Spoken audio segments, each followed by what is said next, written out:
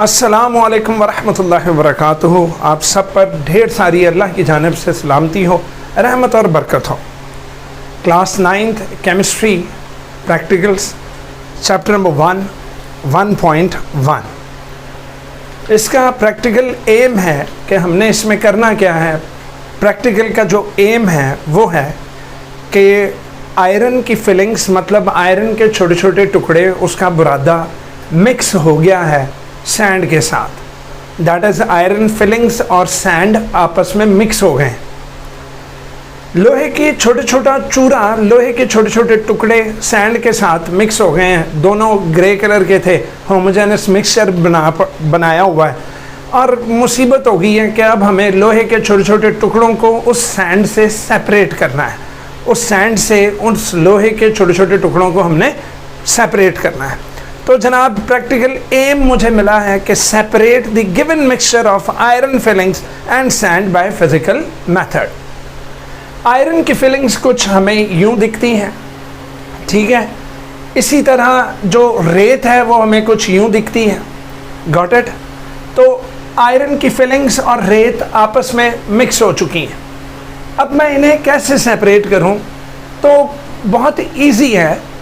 Iron magnet से attract होता है, जबकि सैंड मैग्नेट से अट्रैक्ट नहीं होता। और हाँ, केमिस्ट्री में मैंने ये पढ़ रखा है कि जब जब कोई दो या दो से ज़्यादा सब्सटेंसेस आपस में मिक्सचर बनाती हैं तो वो अपनी प्रॉपर्टीज़ को रिटेन करके रखती हैं। मिक्सचर बनते वक्त कंपोनेंट्स अपनी प्रॉपर्टीज़ को लूज़ नहीं करते। तो आयरन की ये प्रॉपर्टी है कि वो मैग्नेट से अट्रैक्ट होता है। तो बस फिर मैं एक बार मैग्नेट लूँगा। बार मैग्नेट आपके सामने स्क्रीन पर दिखाई दे रहा होगा। तो बार मैग्नेट के ऊपर मैं एक प्लास्टिक की शीट को रैप करूँगा।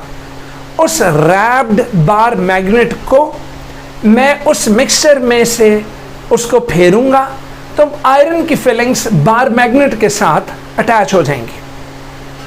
ये प्लास्टिक की शीट का क्या रौला है? प्लास्टिक की शीट को बार मैग्नेट के ऊपर क्यों हमने रैप किया है?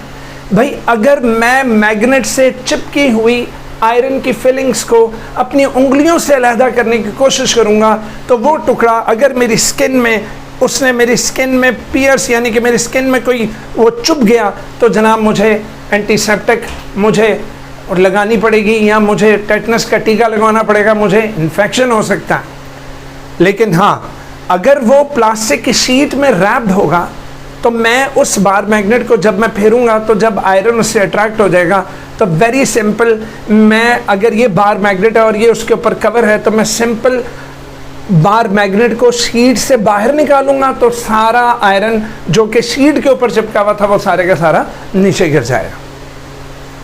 तो जनाब इस तरीके से हम सिंपल बार मैग्नेट से आयरन की फिलिंग्स को सेपरेट कर सकते हैं सैंड और आयरन फिलिंग्स के मिक्सचर से। तो जनाब एम मैंने पहले बता दिया है कि we have to separate the given mixture of iron filings and sand by physical method. That method which we are going to adopt is called magnetic separation.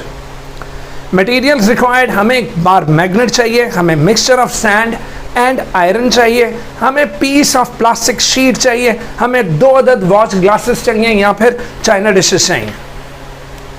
Point number 1, take a small amount of given mixture of iron filings and sand, okay, in a watch glass.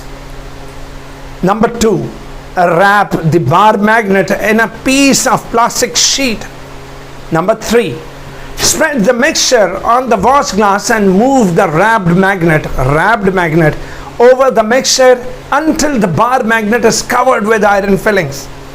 और उसके बाद उन iron filings, चिपकी हुई iron filings वाले bar magnet को दूसरी dish के ऊपर ले जाकर अंदर से मैग्नेट को बाहर निकाल ले।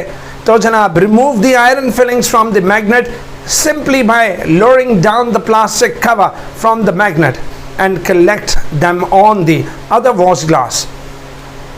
Repeat the procedure till all the iron fillings are removed from the mixture.